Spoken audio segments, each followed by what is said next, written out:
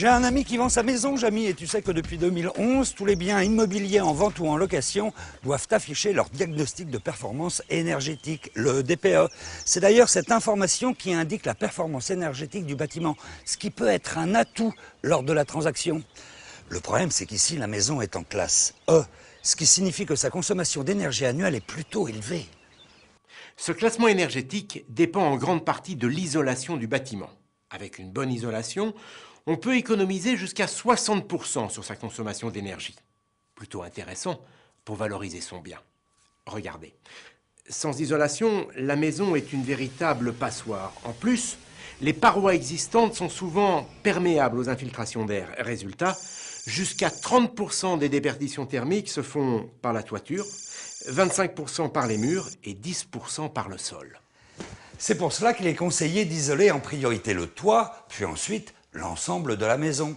À ce sujet, il vaut mieux isoler progressivement toutes les parois plutôt que de surisoler une seule paroi, car la chaleur finira quand même par s'échapper par les endroits non isolés. Ah oui, et puis une dernière chose, il est conseillé d'utiliser un isolant étanche à l'air, tout simplement pour corriger les défauts d'infiltration. Parmi les isolants résistants à l'air, on distingue 4 grandes catégories. Les isolants de forte densité, comme ceux à base de fibres de bois, les mousses de polystyrène ou de polyuréthane, les isolants minces réflecteurs ou encore les laines minérales à condition qu'elles soient entourées en comble de 2 écrans d'étanchéité, comme le préconise le Centre scientifique et technique du bâtiment. Bien sûr, tout le monde sait que l'isolation d'une maison permet de diminuer considérablement les déperditions thermiques. Mais concrètement, Jamy, tu pourrais m'expliquer comment agit l'isolant ? Eh bien, l'isolant oppose une résistance aux déperditions thermiques. C'est ce qu'on appelle la résistance thermique R de l'isolant. Plus elle est importante, plus le matériau est isolant.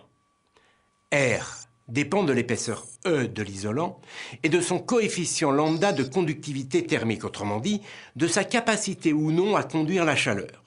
Si on compare 2 isolants de même épaisseur, eh bien c'est celui qui a le plus petit coefficient lambda qui a la résistance thermique R la plus grande. Et si on compare 2 isolants de même coefficient lambda, eh bien c'est celui qui est le plus épais qui a la résistance thermique la plus grande.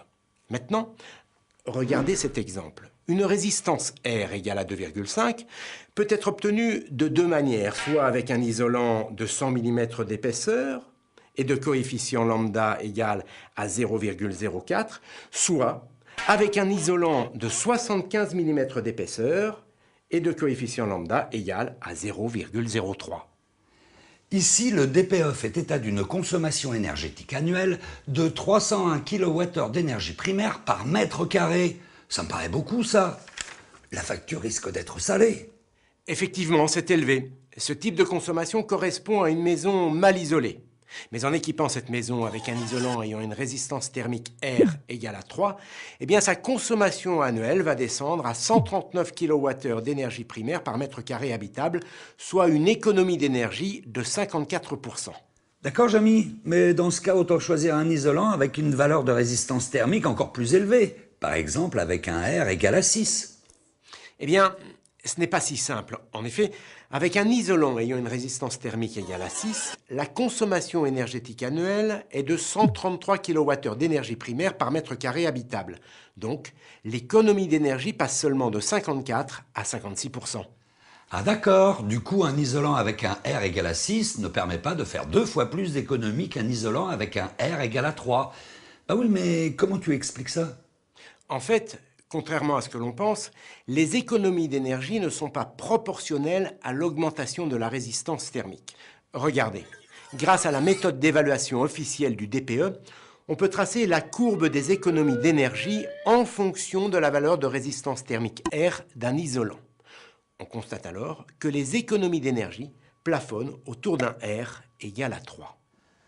En hiver, une bonne isolation nous permet de rester au chaud et de faire des économies d'énergie. Et en été, au contraire, on est bien content de trouver un peu de fraîcheur à l'intérieur de la maison. C'est pour cette raison qu'il faut choisir un isolant qui non seulement empêche la chaleur de s'échapper pendant l'hiver, mais qui l'été l'empêche de pénétrer dans la maison, ce qui évite de recourir à la climatisation qui, vous le savez, est très énergivore. Et ce n'est pas tout, Jamy. Il est évidemment indispensable de bien respecter les consignes de pose données par les fabricants. En effet, une pose de qualité nécessite une isolation continue qui permet de réduire à la fois les infiltrations d'air et les ponts thermiques.